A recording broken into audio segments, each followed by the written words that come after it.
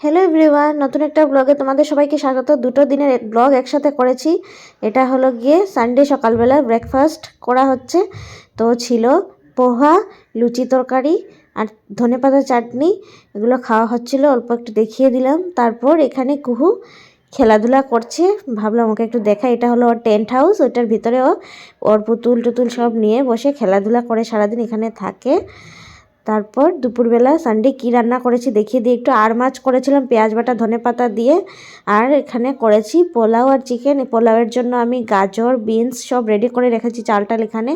তারপরে এই যে বানানো হয়ে যাওয়ার পর পোলাওটা দেখো কি সুন্দর হয়েছে, আর চিকেনটাও সাথে একদম কষা কষা লাল লাল চিকেন আর ঝরঝরা পোলাও। খুব ভালো হয়েছিল খেতে পোলাও চিকেন। সানডে মানে লাঞ্চে আমার এই পোলাও চিকেন আর মাছ ছিল পেঁয়াজ বাটা ধনেপাতা দিয়ে, এগুলোই খাওয়া হয়েছিল সানডেতে। আর মানে যেহেতু ওই দিন হঠাৎ করে মানে প্ল্যান তো আগের থেকেই ছিল, ওই দিন সানডের প্ল্যান তো মাংস টাংস খাওয়াই হয়, সবার ঘরেই হয়। আর আমাদের আগে থেকেই প্ল্যান ছিল যে পোলাও আর চিকেন হবে। তারপর হঠাৎ করে দেখি দিদির হাজব্যান্ড সারপ্রাইজ দিয়েছে আমাদেরকে, এসেছে তো খুশি হয়েছি সবাই খুব। তারপর এটা হলো সোমবার সকালের ভিডিও। এটা পাটিসাপটা বানিয়েছে মা, ক্ষীরের পাটিসাপটা। আর মা এখানে হসপিটাল যাবে, তাই আমি একটু রান্না করতে চলে এসেছি। আমি শাক বানাচ্ছি বেগুন দিয়ে এখানে।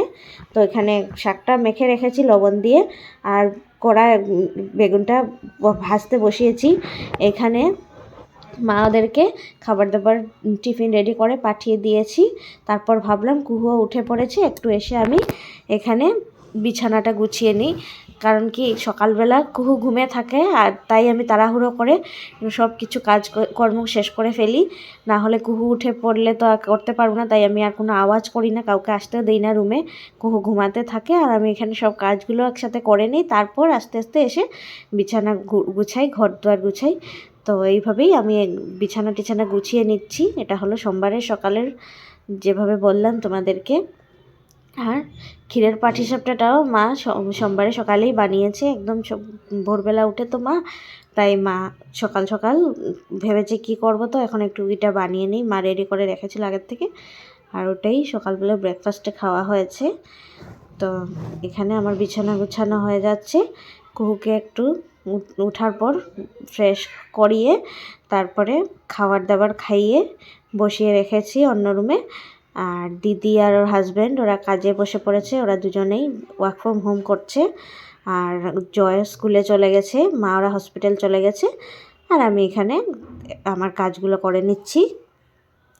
রান্নাবান্না আমার শেষ প্রায়, মানে হয়ে গেছে, টুকটাক চলছে।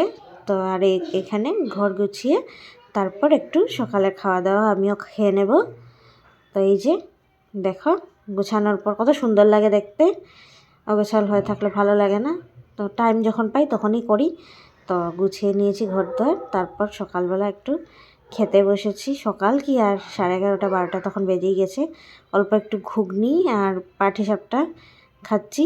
ইউনিক একটা কম্বিনেশন, জানি না কেউ খেয়েছে কি না। তার আগে কুহু এসেছে একটু ভুজিয়ার প্যাকেট নিয়ে ওকে খুলে দিতে, তো দিয়েছি।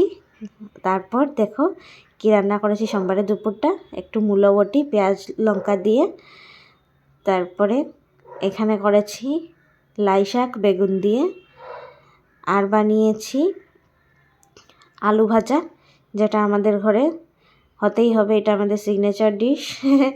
এটা আমাদের না হলে চলবে না। তো আলু ভাজা করেছি। আর বানিয়েছি আমি এখানে এখানে একটু পাউরুটি গরম করা হয়েছিল, সেকা হয়েছিল, ওইটা রয়ে গেছে। এখানে সয়াবিন করছি, একদম লাল লাল কষা কষা সয়াবিন। আর খুব ভালো হয়েছিল রান্নাগুলো, প্রত্যেকটা রান্না খুবই টেস্টি হয়েছিল। আর বানিয়েছি, দেখানোই হয় নাই মেইন জিনিসটা তোমাদেরকে, একটু ঘুগনি বানিয়েছি ফুলকপি টপি দিয়ে, একদম নিরামিষ ঘুগনি, ফুলকপি মটর আলু এগুলো দিয়ে নিরামিষ একটা ঘুগনি বানিয়েছি।